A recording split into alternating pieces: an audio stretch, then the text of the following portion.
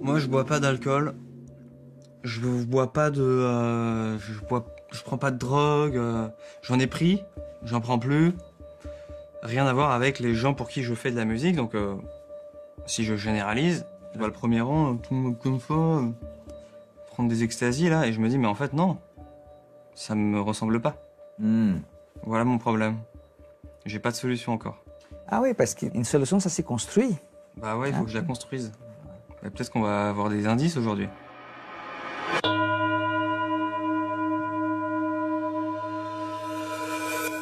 Je m'appelle Fernando de Amorim et je suis psychanalyste. Aujourd'hui, je vais m'entretenir avec un artiste qui fabrique de la musique électronique en manipulant des objets du quotidien. Adepte de la méditation et du système D, ce personnage unique est venu me parler de sa musique, des squats qu'il a ouverts et de son obsession pour les vortex. Il s'appelle Jacques.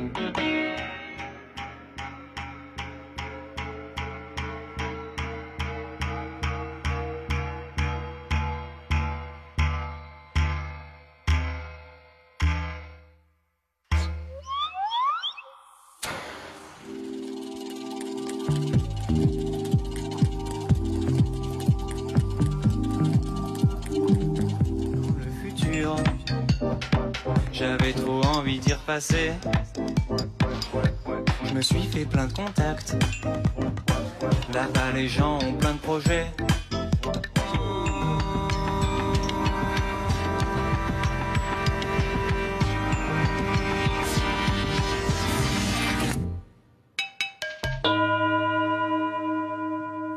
Bonjour.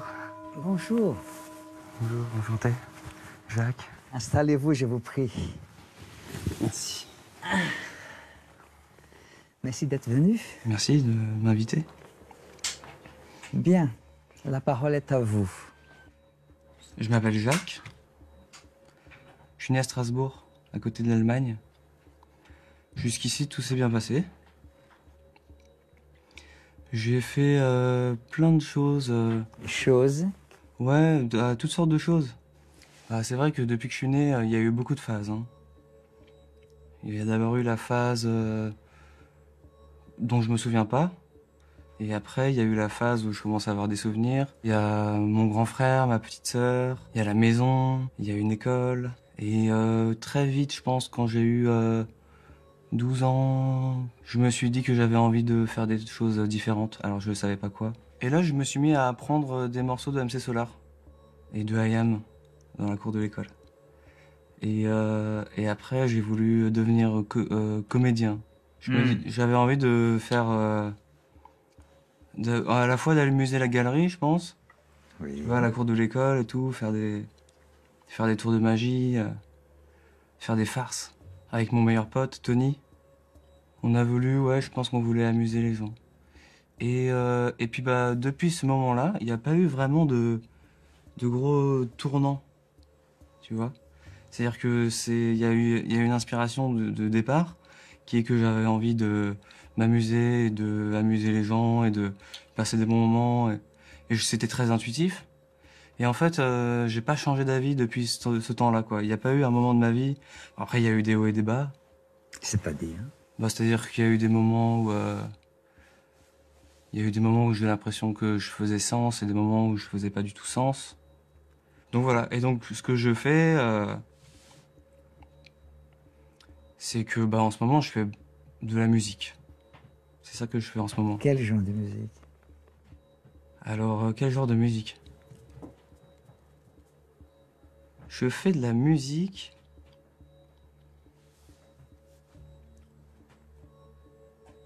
Je sais pas. Vous gagnez votre vie avec votre travail de musicien? Ouais. D'accord. Je gagne ma vie. Par exemple, quand on me demande ce que je fais, musicien. Voilà, exactement. Ouais, vous gagnez votre vie avec votre travail de musicien. Ouais. Vous êtes musicien. Par exemple, à la douane, musicien. Voilà. Oui. Mais par contre, à la douane, on me demande pas quel style de musique je fais. Exactement. Ouais. Exactement. Et peu importe. Mais c'est vrai que je saurais pas décrire la musique que je fais. Peu importe. Ouais. Une fois que vous gagnez votre vie avec votre travail, voilà. C'est votre travail de musicien. C'est ça. Mais oui, exactement. Ouais. À un moment donné, vous avez dit que vous faites sens. Ouais, faire sens. Faire sens. Mm. Vous avez une formule très, très, très forte comme ça. J'aimerais que vous puissiez me dire un peu plus. Parler plus. Voilà, faire sens, c'est quoi pour vous, faire sens? Parce qu'on ne peut pas faire sens tout le temps. Bah ouais. Ou vous pensez que vous faites sens tout le temps? Tout fait Non. sens pour vous tout le temps? Non. D'accord. Je pense que je suis sur un terrain qui part dans tous les sens. Oui. Et que moi, j'essaye de brosser ça dans un sens. D'accord, très bien. Mais ça, c'est super abstrait, hein, ce que je dis là. Pas du tout, c'est tout à fait... Il y a sa logique, Mais, oui. mais on pourrait trouver des exemples. Je vous en prie. Je sais pas, pour que ce soit plus concret, je dirais... bah, par exemple, ma vie, je traverse le tunnel de la vie. Je vais voir, tiens, là, un indice. Tiens, je vais voir, là, il y a une conversation avec quelqu'un, un film que je vais regarder, quelque chose que je vais voir dans la rue, je vais être témoin. Et après, tout ça, hop, je vais essayer de le mettre ensemble pour que ça raconte une histoire et que je fasse un témoignage qui fasse sens. Et ce témoignage que vous Ça peut être faites, de la c'est musique. pas... Voilà. Par exemple, faire sens. Moi, comme je vous ai dit, je suis musicien et je trouve qu'aujourd'hui, dans la musique, il y a des choses qui font pas sens. Par exemple, le fait que la musique elle soit devenue électronique, c'est une super chose. C'est très bien qu'on utilise une nouvelle technologie pour faire de la musique. Mais c'est vrai que, bah, du coup, quand on va voir un concert de musique électronique, eh bien, on ne sait pas trop ce que le musicien y fait, finalement. Alors, quand on allait voir un concert de jazz et qu'il y avait des virtuoses qui jouaient du saxo, batterie, ils se regardent, ça fait sens. Quand j'arrive et qu'il y a un gars qui est là avec plein de câbles et qui regarde pas le public et que ça fait... bah, ça fait pas sens. Voilà, je trouve. Parce que je me dis, bon bah, je peux pas avoir vraiment de l'empathie avec la personne. Je me dis, je sais pas ce qu'il fait. Je sais pas si ce que j'entends, c'est déjà enregistré, si c'est vraiment produit sur le moment. J'ai pas l'impression de... Voilà, je peux pas m'identifier avec... Donc ça, c'est un exemple concret de choses qui... Donc moi, j'essaie de faire sens. Bah, alors je me suis dit, bah, je vais faire de la musique électronique, mais d'une façon qui fait sens. Donc, j'enregistre rien à l'avance. On voit tout ce que j'ai sur scène, on peut le voir. Au lieu de le mettre sur la table, je le mets sur les murs à côté. J'explique, si les gens ne comprennent pas, j'explique, voilà, je vais faire ça, quand je tourne ce bouton, ça fait ça. Je prends le temps d'expliquer aux gens. Et après, hop, on part ensemble dans une expérience qui, selon moi, fait sens. Mais après, c'est très relatif, hein. Surtout qu'on se croise, après, dans les sens. Chacun fait sens à sa façon. Voilà, ça c'est un exemple. Je pense que j'essaye, moi, dans ma vie, de continuer à rester comme si j'étais bébé, quoi. J'ai grandi, maintenant je suis presque un adulte, quoi. Tu vois, Presque? Ouais, presque. Quel âge avez-vous? J'ai 28 ans. Ouais. Mais je pense que toute ma vie, je serai presque un adulte, hein. Pour quelle raison? Ce n'est pas obligé. Ouais. Non, après, ça dépend comment on définit le mot adulte. Ah, mais j'aime bien l'idée. je vous en prie. Ouais. Comment définissez... C'est un mot important. Comment définissez-vous le mot adulte? Alors, adulte, bah, ça va être un adulte.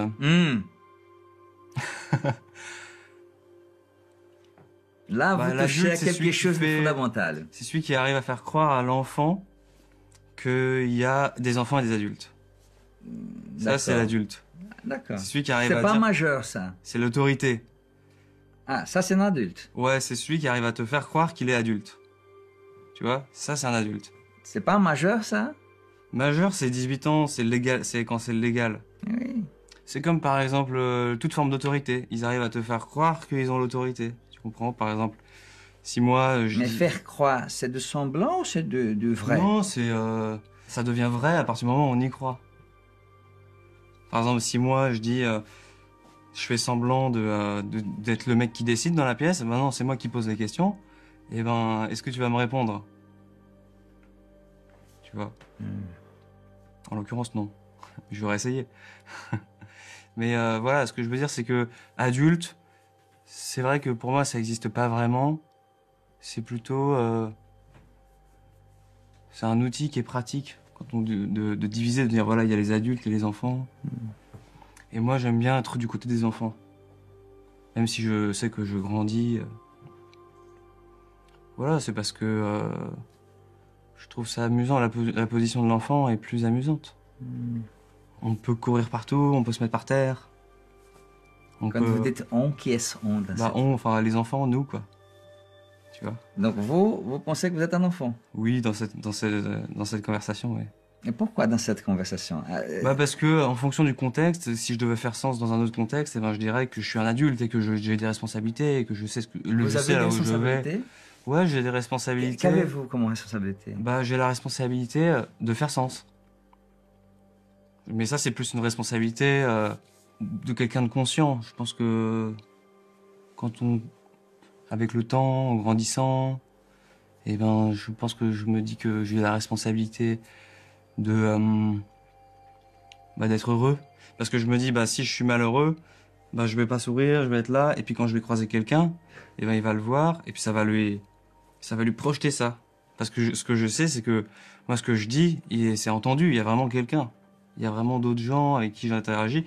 Donc j'ai la responsabilité d'être sincère et d'être honnête. Donc c'est ça ma responsabilité.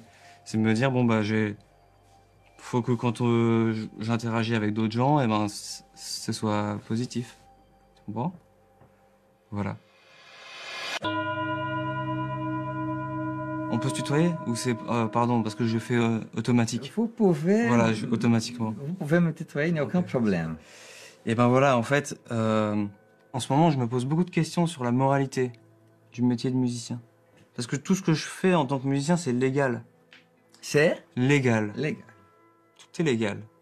Mais par contre, est-ce que c'est vraiment moral de participer à tout ce... Je sais pas, c'est des questions que je me pose en ce moment par rapport au fait que les gens prennent quand même beaucoup de drogue dans les concerts, que les gens prennent beaucoup d'alcool. Et moi, je me dis, voilà, je participe à ça.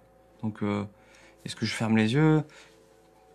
Dès que j'ouvre les yeux, je vois le premier rang, tout le monde comme ça, prendre des extasies, là, et je me dis, mais en fait, non. Ça me ressemble pas. Alors, c'est quoi? Je joue pour des gens qui sont en train de ne pas se respecter eux-mêmes, en s'envoyant des trucs... C'est cela. Et je suis payé pour ça. C'est cela. Ouais. Voilà mon problème. J'ai pas de solution encore. Ah oui, parce que la solution, une solution, ça s'est construit. Bah ouais, il faut que je la construise. Peut-être qu'on va avoir des indices aujourd'hui. Voilà. Je vous dis mon problème. Moi, je bois pas d'alcool. Je bois pas de... je prends pas de drogue. J'en ai pris. J'en prends plus. Rien à voir avec les gens pour qui je fais de la musique. Donc, si je généralise, là je parlais du premier rang, tout le monde est drogué. Ça, c'est mon problème. Moi, j'ai envie de prôner quelque chose de positif et de respect du corps et de respect de la nature, et voilà. Je suis payé à collaborer avec ce système dans lequel, finalement, il y a plein d'adolescents qui viennent, qui se droguent, qui sont arrosés de bière. Et puis, il y a tout le monde est content parce que, il y a lui qui se fait un peu d'argent, lui fait un peu d'argent, on se répartit l'argent. Alors en fonction, si l'artiste il est connu, on va lui donner plus d'argent à lui parce qu'il va ramener plus d'ados, on va pouvoir leur vendre plus de bière. S'il est moins connu, on lui donne moins d'argent parce qu'on va vendre moins de bière, quoi. En gros, c'est ça. Ça, c'est ma vision, mais c'est une vision un peu cynique. En quoi elle est cynique? Parce que parfois, je me dis, c'est vrai que je peux voir le mal partout dans ce cas-là. Je peux me dire, voilà, le docteur a intérêt qu'il y ait des malades. Sinon, il perd son métier. Ça va être aussi, je sais pas, tout comme les notaires, les avocats ont intérêt qu'il y ait des fights. Ils ont intérêt que ça continue, que ça dure longtemps. C'est le schéma, c'est la vie qui veut ça. C'est pas un problème, c'est le paradoxe de la vie, quoi. Est-ce que vous êtes discipliné en tant que musicien? Vous avez appris, vous avez de la rigueur? Je suis la mauvaise personne pour témoigner de ça, je pense. Combien de disques vous avez? J'en ai fait 3, 4. J'en ai fait 4. En 28 ans, mais si on coupe tout le début de ma vie, hop, en 8 ans. Peu importe, peu importe. Non, non, mais c'est vrai, de toute façon, c'est pas une course de quantité. Mais Exactement. ça me fait rigoler, parce qu'en fait, je suis dans une situation un peu différente, dans le sens où j'ai pas spécialement l'envie de sortir des disques. J'ai pas, parce que je pense qu'il faut que ce soit par nécessité. D'accord. Vous avez un VD de quoi? De quoi j'ai envie? Oui. Alors, complètement honnêtement, moi, j'aimerais bien, j'aimerais bien réussir à être heureux sans rien faire du tout.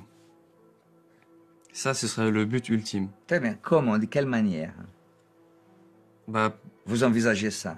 j'envisage ça par la méditation, par l'entraînement de l'esprit, qui ferait que je serais heureux, je serais satisfait, pas parce que, pas pour, et je serais juste heureux, sans raison, sans conséquence, sans cause, pas besoin d'avoir une raison. Voilà. Aujourd'hui, je suis encore persuadé que j'ai besoin de sortir un disque, faire la tournée de toute la planète et m'exprimer pour être heureux. Mais au fond de moi, si je suis complètement honnête, je sais très bien que c'est pas vrai. Pour revenir un peu à la... J'avais remarqué, n'est-ce pas, que vous avez fait une coiffure tout à fait spéciale. Ouais. Vous avez fait ça quand? Quand? Oui. Et pour quelle raison, bien sûr? Ouais, ça c'est... J'avais 22 ans, donc c'était... Il y a 6 ans. Il y a 6 ans de cela, oui. Ouais. J'ai décidé de me raser la tête au milieu. Pourquoi au milieu? Peut-être un jour j'écrirai un livre sur le sujet parce que ça a l'air d'intéresser beaucoup de monde. J'ai décidé ça parce que j'avais le sentiment que quand on me voyait avec cette coiffure, on me regardait différemment. C'est-à-dire? C'est-à-dire que soudainement, ça provoque une réaction que je trouve intéressante. Ça provoque une réaction chez la personne qui voit, et ça provoque aussi une réaction chez moi parce que je le vois, je vois bien qu'il me regarde, qu'il se pose la question de pourquoi j'ai cette coiffure. Et du coup, ça me met aussi moi-même dans une autre position. Et puis ça peut faire comme ça plusieurs allers-retours. Je pense qu'à la base, je me suis rendu compte,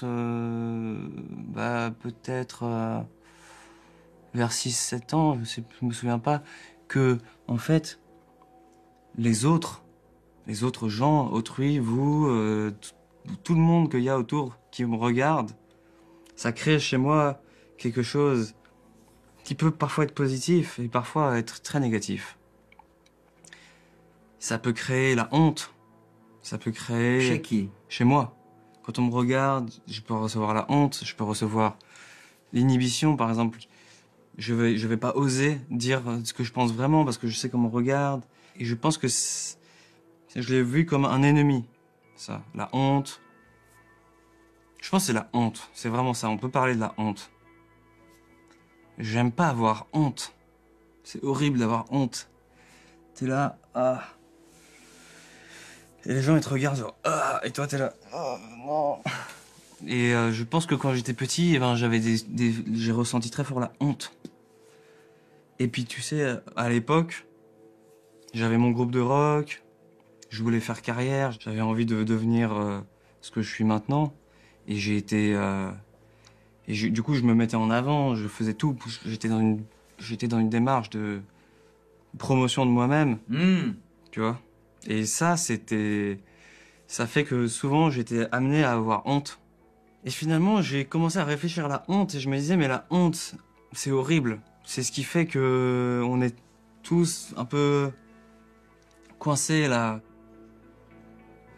On se regarde. Nous, qui est Nous, les humains, nous. On va laisser les humains tranquilles pour l'instant. D'accord. On va s'occuper uniquement Alors ça fait que moi, oui. Dans la rue, j'ose pas trop regarder les gens. Dans l'ascenseur. Bonjour. Alors qu'on est tous pareils. Et je pense que c'est ça qui m'a amené à décider un jour d'avoir une coiffure qui fait à tel point pitié. Parce que finalement, cette coiffure, j'en ai honte encore aujourd'hui, quoi. Et encore là, quand je vais dans le métro, parfois il y a des classes de CM1, CM2 qui sont là, qui prennent le métro. Et ils sont tous là. En plus, maintenant, ils ont des portables à se moquer de moi. Et je me dis, waouh. Et ça me rappelle quand j'étais petit et qu'on se moquait de moi ou que Mais pour quelle raison se moquer de vous? Bah à cause de ma coiffure. Et pour quelle raison vous vous coiffez comme ça? Bah parce que justement, je pense que ça crée, c'est comme un vaccin. C'est de dire, ok, alors si la honte c'est trop important pour moi, eh ben je vais faire une coiffure qui va me vacciner de la honte. Tu vois? Et là, Et vous pensez que ces vaccins fonctionnent depuis... alors ça c'était le truc à la Voilà, base. oui, Voilà, très bien. ça c'est l'idée de la base. Oui. Et après, qu'est-ce qui s'est passé? Bah, comme j'étais tellement content de mon idée, tellement fier de dire, regardez, moi, je m'en fous. Je m'en fous de ce que vous pensez. Et en fait, bah finalement non, parce que si je m'en fous de ce que vous pensez, ça sert à quoi de faire cette coiffure pour le montrer? Et donc c'est devenu une coiffure qui dit à tout le monde, regardez, je m'en branle de ce que vous pensez de moi, de ma coiffure, vous pouvez me regarder avec les yeux que vous voulez, je m'en fous. Et finalement, bah c'est paradoxal, parce que ça c'est le mot. c'est comme ouais, c'est un paradoxe. Et finalement, eh ben j'ai décidé de conserver cette coiffure comme un tatouage qui me dit tous les jours, il faut pas que tu rentres dans ce paradoxe. Oui, Tu mais vois? au contraire de tatouage, vous pouvez laisser pousser vos cheveux. Ouais, le tatouage, Le tatouage, on peut pas non. l'enlever. Ouais, Voilà, ça c'est c'est vrai. indélébile. Ouais. Donc heureusement que vous n'avez pas fait un tatouage. Ah sinon, Heureusement oh là que là, vous avez fait, n'est-ce pas, votre c'est vrai. coiffure. Tonsure, ouais, Voilà. coiffure bizarre. Oui. Donc Ah, vous je appelez ça sais pas. coiffure bizarre. Ouais, c'est une coiffure bizarre parce que bizarre, ça voudrait dire un peu différent, un peu à côté. Il y a pas grand monde qui a cette coiffure, quoi. C'est pas tout à fait la définition de bizarre. Bizarre, c'est quoi alors? Ah, tenez un dictionnaire. Allez. Alors bizarre. Alors, est-ce que j'arrive à tomber directement sur la page bizarre? Biomasse. Bizarre. Qui est inhabituel. Que l'on s'explique mal. C'est marrant ça, parce que je crois que je l'ai tellement expliqué que maintenant j'arrive à l'expliquer plutôt bien. Curieux, insolite, saugrenu, singulier. Le contraire de normal. Ça vous va? Ça me va complètement. Pas mal le Joker. Merci. Le contraire de normal. C'est marrant, ça me fait penser que effectivement cette coiffure, je l'avais faite aussi en réaction parce que tout le monde se rasait les cheveux sur les côtés. Encore aujourd'hui, il y a beaucoup de gens qui sont rasés sur les côtés. Et ben moi, je me suis dit, bah je vais pourquoi me raser sur les côtés? Et finalement, c'est aussi venu comme ça, de me dire, bah vous voyez, vous aimez tous ça. Bah ça c'est bien aussi, le contraire. Ça m'intéresse de participer à ça. À la promotion du contraire. De l'inverse. La promotion du contraire. Ouais, pour moi c'est ça, c'est quelque chose qui est sain. Alors comme j'ai cette... je crois que j'ai cette capacité-là de prendre sur moi et de... essayer de m'affranchir du regard des autres, même si je suis loin de m'en battre complètement les couilles de ce que les gens pensent de moi. Mais je pense que j'ai fait des efforts. Oui. Et donc la vie de l'autre compte pour vous. Compte pour moi. Voilà. Ouais. C'est important ça. Mais il compte si ça se trouve. Et c'est possible que malgré tout ce que je dis, la vie de l'autre compte tellement plus pour moi que pour les gens normaux que moi j'en ai fait une maladie et j'en ai fait une coiffure et j'en ai fait une façon de surmonter cette douleur du regard des autres. Donc voilà, la vie des autres. La douleur du regard de... Ouais, voilà, la douleur du jugement de l'autre. Quel âge vous avez ouvert vos yeux? Quand j'avais 18 ans, un jour, j'ai été bourré. Comme souvent d'ailleurs. Et j'étais dans une soirée. Et cette soirée, elle est vraiment fondatrice dans ma légende personnelle. Il y avait une soirée chez des richoux. Comme de toute façon j'étais moi-même un richou, je traînais avec des richoux. Et il y avait une piscine. Et donc voilà, fin de la soirée, tout le monde sort de la piscine, on met de la musique, tac tac. Et moi je trouve un bidon d'essence. Et il se trouve que donc ce jour-là, il m'a paru pertinent de vider le bidon d'essence dans la piscine, de garder juste un peu d'essence pour faire un liseré d'essence pour m'éloigner un peu de la piscine, et de craquer une allumette sur l'appendice d'essence prévu à cet effet. Ce qui a mis complètement le feu à l'eau. Et aussi à son contenant, donc la piscine, le liner, la bâche. C'était un carnage. Mais Pourquoi vous souriez quand vous top. dites ça? Bah parce que c'est quand même super drôle. Pour qui? Pour les spectateurs, il y avait personne dans l'eau, hein. On s'entend, il y avait plus personne, Oui. la piscine était vide. Et donc ce jour-là, c'est vrai que j'ai Oui. commencé à sentir la pression d'avoir fait une connerie. Oui. C'était ma plus grosse connerie, c'était mon record de conneries. J'avais fait plein de petites conneries, mais là c'était une connerie qui engage une assurance, les adultes. Voilà.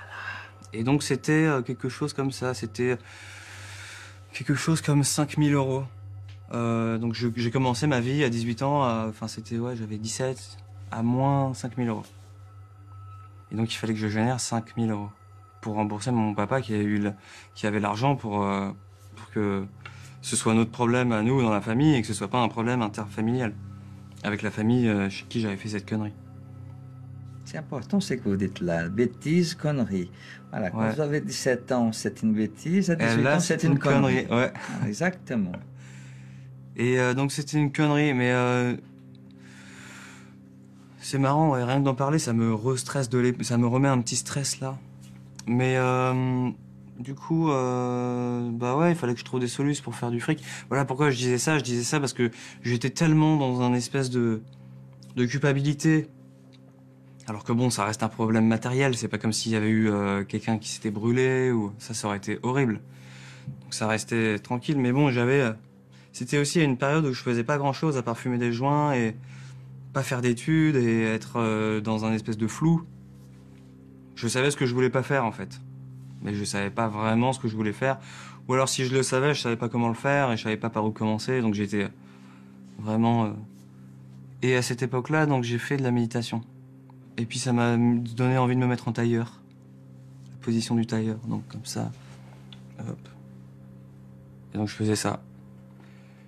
Et j'avais mes 5000 euros à rembourser, j'avais l'assurance, le machin, j'avais des problèmes avec le joint, je savais pas quoi faire. J'avais tous mes problèmes d'ado finalement. Mais donc je trouvais le calme. J'avais envie d'être musicien, j'avais envie d'aller à Paris, j'avais envie de rembourser mon père pour la piscine, j'avais envie de tout ça. Mais j'avais pas de solution quoi, j'avais pas... Sauf me mettre en tailleur et attendre que ça passe. Et là, silence. Total, j'oublie tout.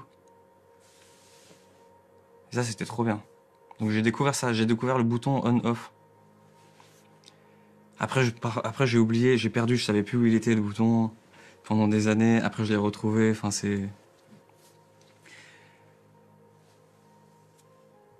Après, je suis arrivé à Paris.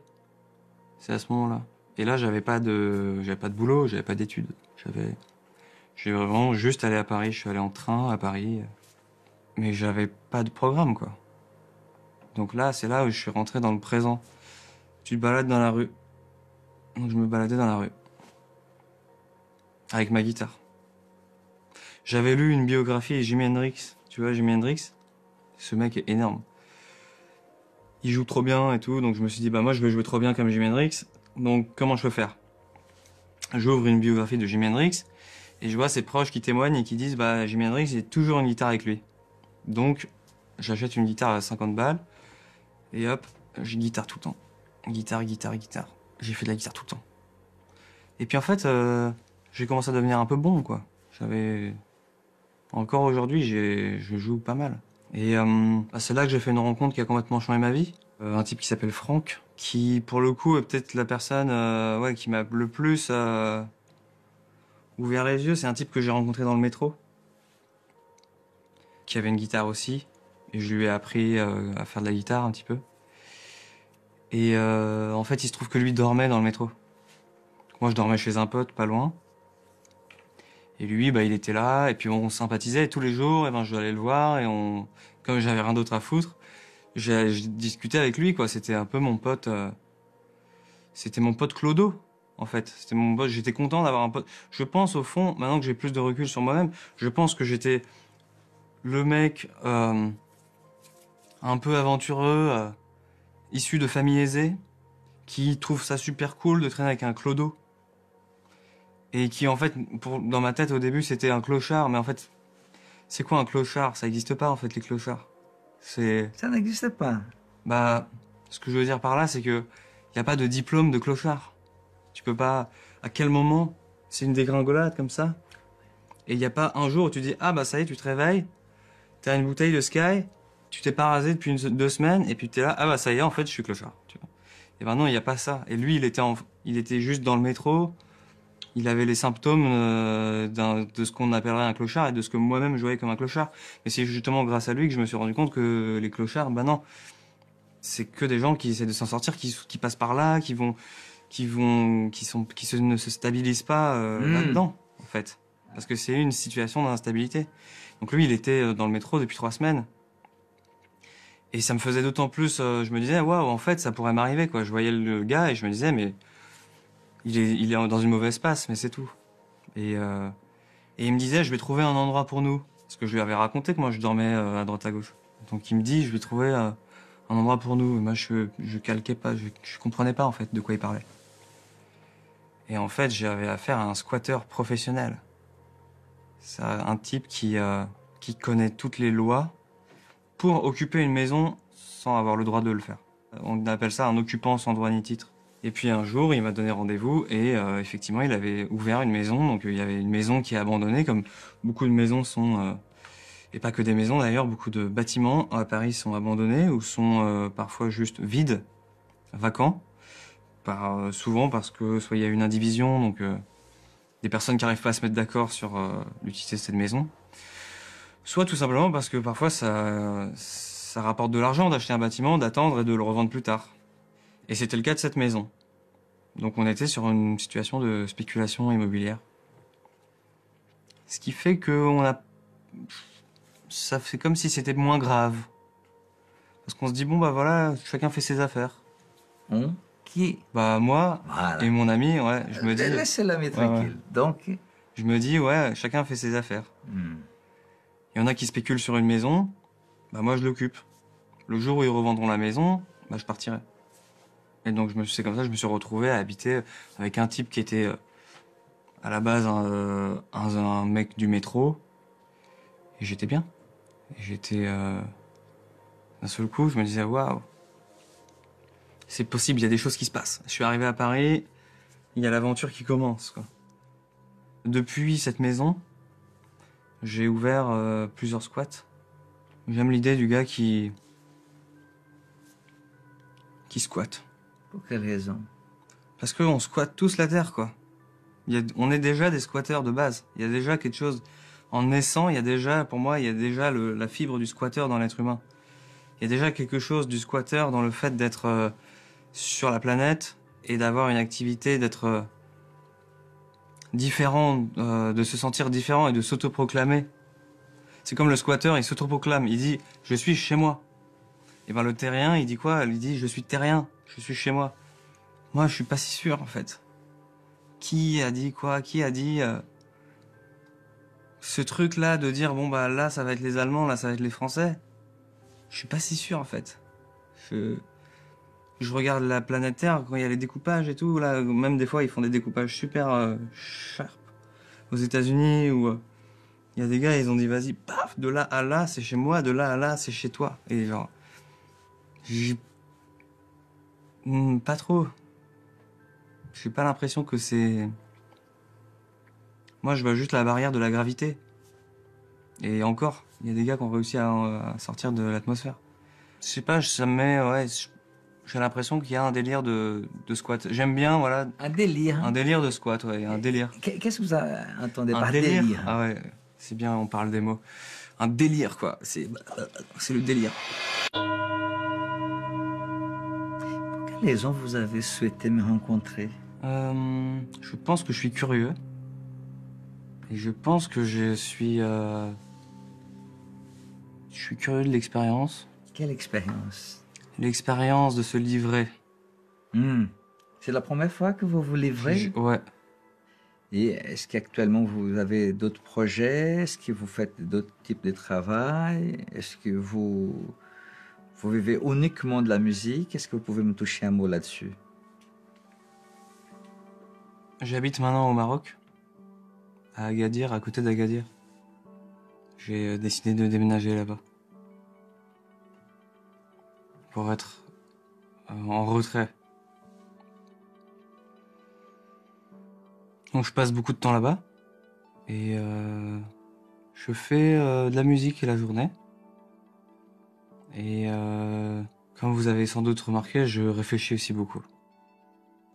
Alors je sais pas si c'est vraiment un projet de réfléchir. Ça rapporte pas d'argent directement. Et pour l'instant, j'ai comme seul revenu effectivement la musique. Et la musique, c'est différents revenus aussi, parce qu'il y a la musique enregistrée, musique sur scène. Ça Mais vous permet de vivre de correctement? vivre correctement, ouais. Ah ouais, Ça, c'est important. ouais, ouais. Je suis rentré dans une période de ma vie où j'ai de l'argent. Avant, j'avais été dans une période où j'avais pas d'argent. Il y a vraiment eu un avant et un après. Et sinon, j'ai un projet aussi à côté qui me plaît, qui m'anime. Hmm. Il s'agit du Centre national de recherche du Vortex. Alors, c'est comme un centre de recherche qui est aussi vrai que la recherche l'est, à savoir abstraite finalement. C'est un centre abstrait, c'est un centre qui n'est pas un vrai bâtiment. Mais pour moi, c'est quand même un centre. J'avais besoin que ce soit centré. Le vortex, Oui. c'est un phénomène que je trouve intéressant. Allez-y, Le dites. tourbillon. Vous voyez, le vortex. Le vortex, c'est en fait finalement, en thermodynamique, hein, dans le domaine de la physique, c'est lorsqu'un fluide se met à tourbillonner. Et puis on a observé que le mouvement du tourbillon, que ce soit dans l'eau ou avec un gaz, il s'alimente lui-même. C'est-à-dire que ça crée un mouvement, et puis quand le mouvement est circulaire, et ça vient. C'est une région, et voilà, il y a le fluide qui vient pousser un autre bout de fluide, qui vient pousser un autre bout de fluide, et ça fait un rond, et du coup, ça se met à tourner, ça s'emballe tout seul. Ça s'emballe tout seul. Ça s'emballe tout seul. Ça. Comme une tornade. Comme. Et moi, des fois, je vois des choses qui me font penser à des vortex.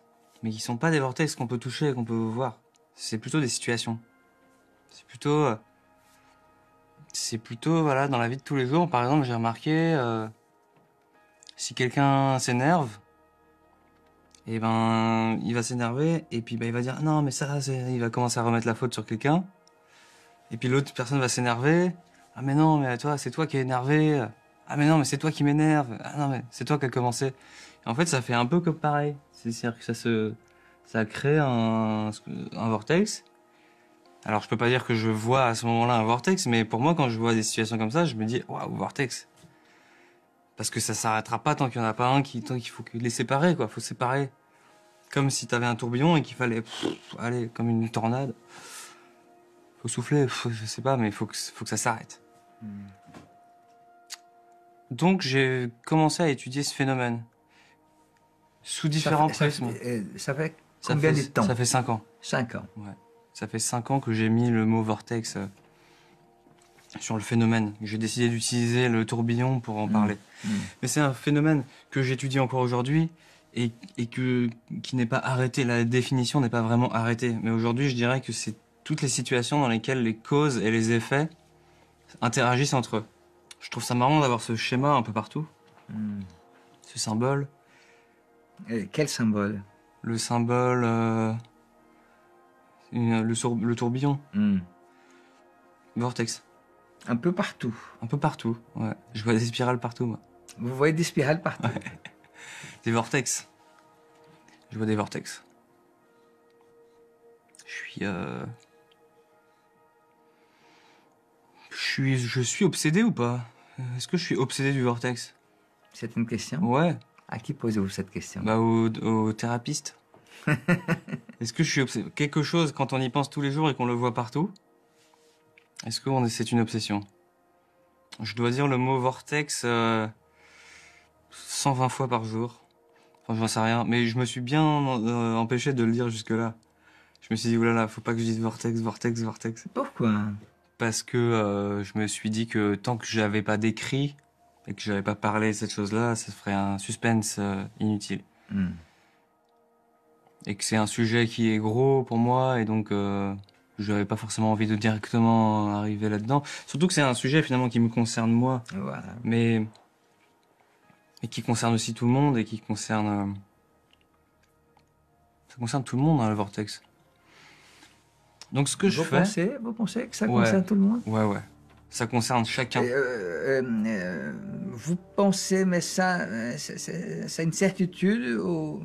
Vous êtes Alors, est-ce sûr? que j'ai une certitude, moi? Est-ce que je suis capable d'avoir une certitude Voilà. après tout ça? Je sais pas si je suis capable. Ouais, vas-y. Quoi? Ça concerne tout le monde, le vortex. Je suis sûr. Une certitude? Ouais, c'est une certitude. Sûr et certain? Allez, non. Pas sûr, parce qu'en fait, c'est pas sûr pour la bonne et simple raison. Moi, je vis ma vie à travers mon prisme individuel. Voilà. Je peux pas être sûr que vous existez. Je peux pas... J'en suis pas sûr. Donc vous pensez que moi, je n'existe pas? Bah, si, je pense, mais je suis pas sûr. Je peux pas être sûr, j'ai pas les preuves. Parce que je suis pas à votre place. Pour l'instant, Vous n'avez aucune preuve que j'existe? Si, j'en ai plein, mais pas suffisamment pour en être sûr, au point d'être sûr, au sens sûr tel que j'ai l'impression que vous l'employez. La certitude. Ah, voilà, la certitude. Je suis pas sûr. Très bien. Donc ce qu'on fait au Centre national de recherche du vortex, c'est qu'on fait des expériences sur les objets. Par exemple, là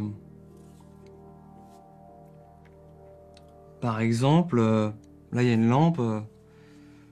Bah, si je fais un vortex avec une lampe, je vais me dire, bah, l'utilité de la lampe, c'est quoi? Elle éclaire, elle est là pour éclairer. Bah, si je dois faire une boucle, bah, je vais éclairer la lampe. Donc je prends une autre lampe et je vais l'éclairer. Bah, ça, c'est une expérience de vortex.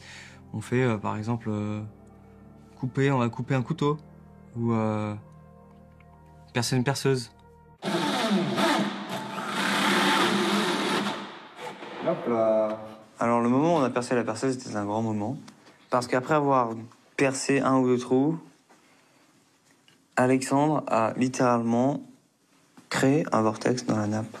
C'est ce genre d'expérience que je fais. Et donc, qu'est-ce que ça donne?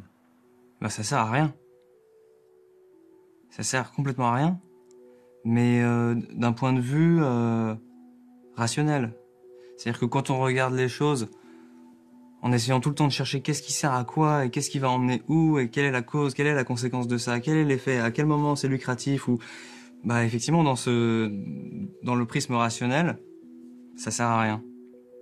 Mais est-ce que faire quelque chose qui ne sert à rien, c'est pas la meilleure façon de se retirer du grand vortex, du grand mouvement de cause et de conséquences. Donc c'est ça. Peut-être que c'est là qu'intervient l'art, hein, finalement. Excellent. Eh bien, c'est le mot de la fin, si vous êtes d'accord. Ouais, bah... c'est là qu'est arrivé l'art. Excellent. Très bien. Écoutez, merci. Merci beaucoup. Merci. Je vous accompagne. Ouais. Venez. Je vous ouvre la porte. Merci. Hein. Très bien. À plus.